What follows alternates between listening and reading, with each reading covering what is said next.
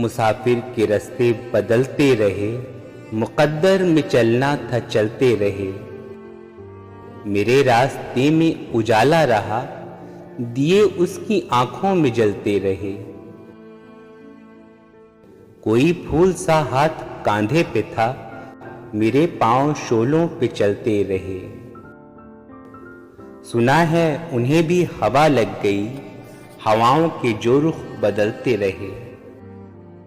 वो क्या था जिसे हमने ठुकरा दिया, मगर उम्र भर हाथ मलते रहे। मोहब्बत, अदावत, वफा, बेरुखी, किराए के घर थे बदलते रहे।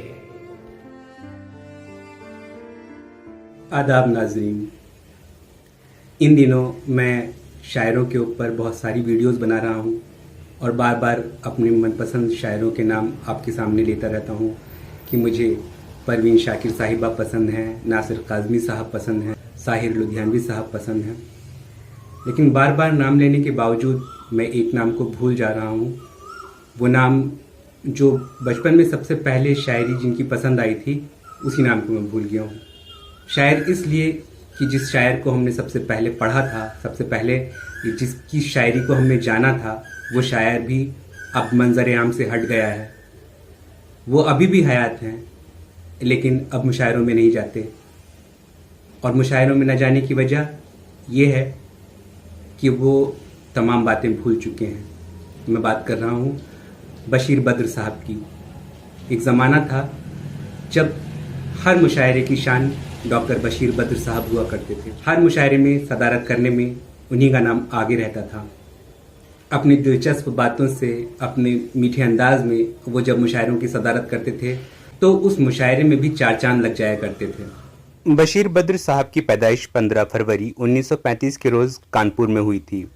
उनके वालिद पुलिस विभाग में थे। ट्रांसफरेबल जॉब थी, इसलिए बशीर बद्र साहब की पैदाइश और पढ़ाई लिखाई अलग अलग शहरों में हुई। वैसे उनका ताल्लुक फैज़ाबाद से था।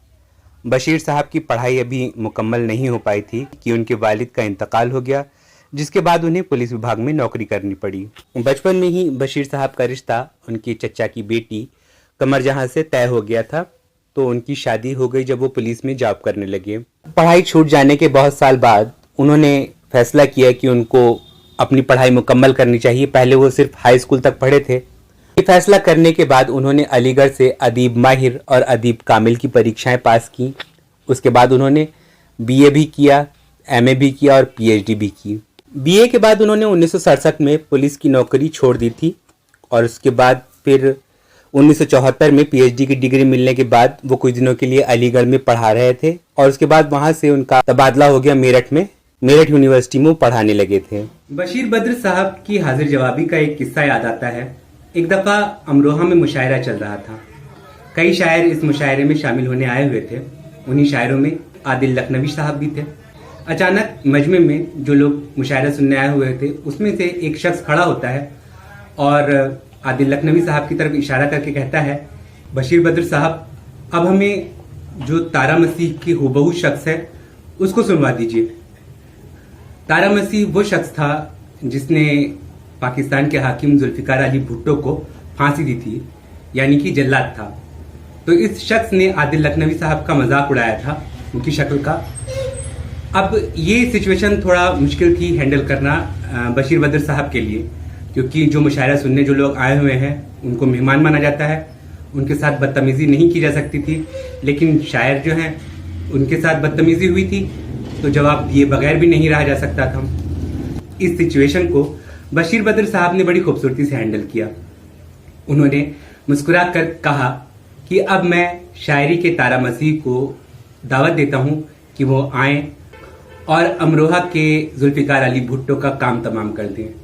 इतना सुनना था कि पूरे हॉल में, पूरे महफिल में कहकहों की बाढ़ सी आ गई। वो शख्स शर्मिंदा होकर बैठ गया और हंसी खुशी में ये मामला निकल गया। तो ऐसी थी डॉक्टर बशीर बद्र साहब की हाजिर जवाबी और उनकी शायरी। आम इंसान की बोलचाल वाले अल्फाज को उन्होंने अपनी शायरी में इंट्रोड्यूस करवाया था।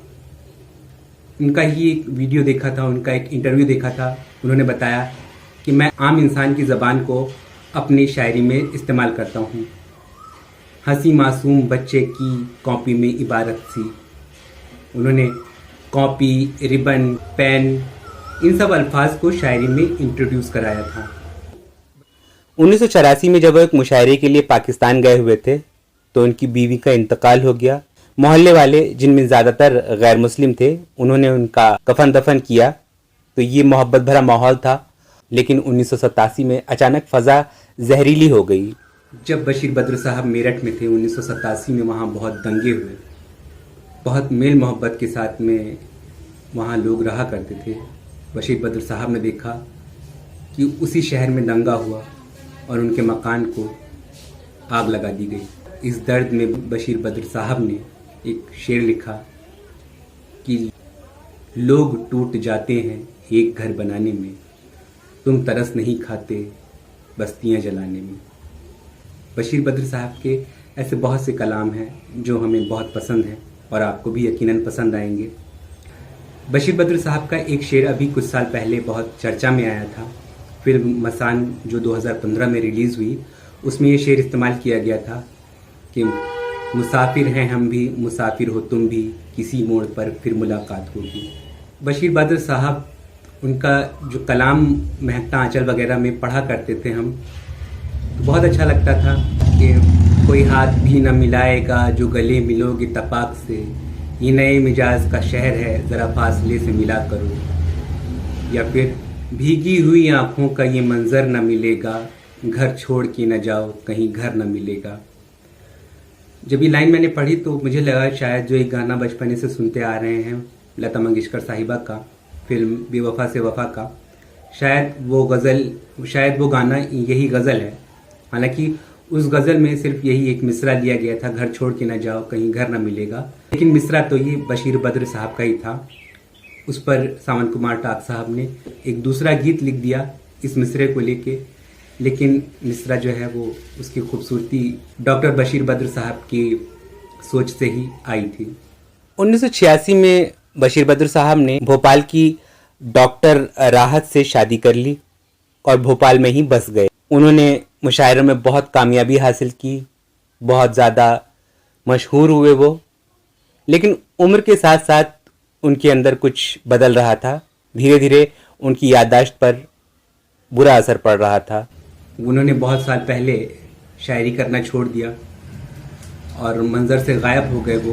उनको अल्जाइमर हो गया, सब कुछ भूल गए वो। इस तरह बहुत सारी गज़लें हैं जो बचपने में बहुत पसंद आती थीं। अब भी उन किताबों को पढ़ो तो वो दिन याद आ जाते हैं। बशीर बद्र साहब के बहुत सारे शेर थे जो बहुत मशहूर हुए, जैसे कि उजाले अपनी यादों के हमारे साथ रहने दो, न जाने किस गली में जिंदगी की शाम हो जाए। या फिर जिंदगी तूने मुझे कब्र से कम दी है ज़मीं, पाँव फैलाऊं तो दीवार से सर लगता है। या फिर न जी भर के देखा न कुछ बात की, बड़ी आरजू थी मुलाकात की। या फिर कुछ तो मजबूरियां रही होंगी, यूं कोई बेवफा नहीं होता। इसी तरह से अगर तलाश करो कोई मिल ही जाएगा, मगर हमारी तरह कौन तुमको चाहेगा। तुम्हें ज़रूर कोई चाहतों से देखेगा, मगर वो आंख हमारी कहाँ से लाएगा। या फिर 7 संदूकों में भर के दफन कर दो नफरतें, आज इंसान को मोहब्बत की ज़रूरत है बहुत। हम खुदा से ये दुआ करते हैं कि बशीर बद्र साहब को अल्लाह किसी तरह से सेहत दे दे। वैसे तो इस बीमारी से कोई ठीक नहीं होता। अल्जाइमर ऐसी बीमारी है कि इंसान की जान के साथ जाती है, लेकिन फिर भी उम्मीद पर दुनिया कायम है। हम अल्लाह से उम्मीद करते हैं कि कहीं किसी दिन डॉक्टर बशीर बद्र साहब को होश आए और वो फिर से अपने अशार गुनगुनाने लगें, फिर से वैसी ही हाजिर जवाबी भरी बातें वो करें। अल्लाह से उनकी सेहत की दुआ के साथ आप सबसे इजाज़त लेते हैं। शुक्रिया। मेरा उससे वादा था घर रहने का, अपनी छत के नीचे दुख सुख सहने का। बारिश बारिश कच्ची कब्र का घुलना है, जानलेवा एहसास अकेले रहने का। अब के आंसू आंखों से दिल में उतरे, रुख बदला दरिया ने कैसा बहने का। हिज्र विसाल के सारे किस्से झूठे हैं, हक मिलता है किसको अपना कहने का, जगमग जगमग हीरे जैसी आंखों में एक अजीब गुबार हवेली ढहने का।